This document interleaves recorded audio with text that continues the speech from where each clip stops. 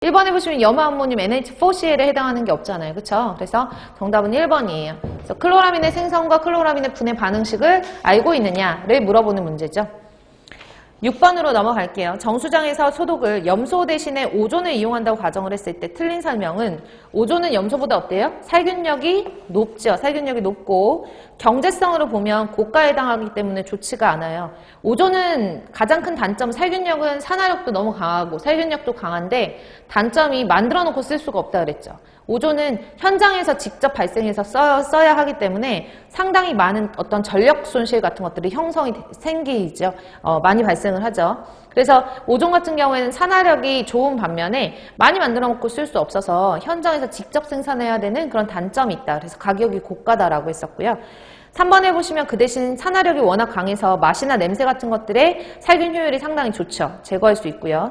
4번째로 보시면 잔류성이 높아서 2차 오염에 대한 위험으로부터 보호된다. 땡이죠. 오존 같은 경우에는 자기가 스스로 분해되려는 속도가 엄청 빨라요. 그래서 가만히 있지 않고 오존 O3 자체가 계속 분해가 되어버리거든요. 그러니까 물속에서 그 오존 자체가 존재하지 못하는 거죠. 잔류성이 엄청 짧고요. 그렇기 때문에 오존 소독을 아무리 살균 효율을 100% 증대시키기 위해서 살균을 많이 했다 하더라도 오존 자체가 물속에서 계속 존재하는 것이 아니라 염수처럼 계속 존재하는 게 아니라 오존 물 밖으로 자꾸 빠져나가려고 하니까 물이 어떤 송수라든지 아니면 물이 급수되는 과정에서 오존이 다 빠져나가 버리고 다른 미생물이라든지 오염물질 같은 것들이 들어갔을 때, 유입됐을 때 그것을 막을 수 있는 것들이 없어요. 그래서 오존 소독을 한다라고 하면 반드시 최종 소독은 무슨 소독을 해줘야 된다? 염소 소독을 해줘야 된다. 왜? 염소는 잔류성이 길고 오존은 잔류성이 없기 때문에 라고 말씀을 드렸어요. 그래서 4번에 보시면 잔류성이 높다라는 것 자체가 틀렸죠.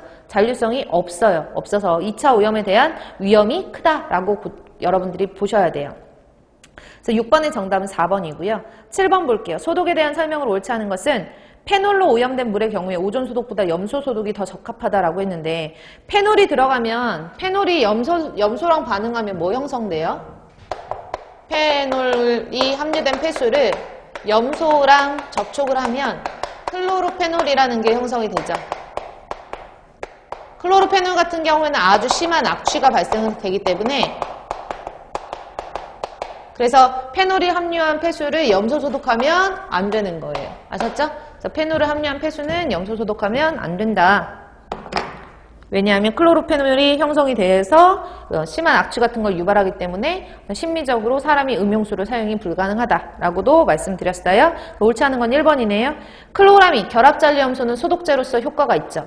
그러니까 형성되는 유리잔류염소에 해당하는 HOCl이나 OCl-, 클로라민에 해당하는 결합잔류염소 다 소독력은 있어요. 다만 그 소독력의 차이가 있는 거죠. 제일 센 거는 소독력이 센 거는 HOCl, 그 다음이 OCl-, 그 다음이 클로라민이에요.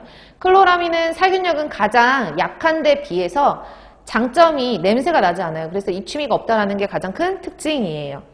3번 보시면 오존은 박테리아 살균 및 바이러스 불활성화에 효과가 있고요. 산화력이 강하고 오존은 트리알로메탄 생성을 하지는 않아요. 그래서 트리알로메탄 생성은 염소 소독할 때만, 유리잔류 염소 생성할 때만, 즉 HOCl이나 OCl-로만 소독할 때 트리알로메탄이 생성된다라고 보시면 돼요.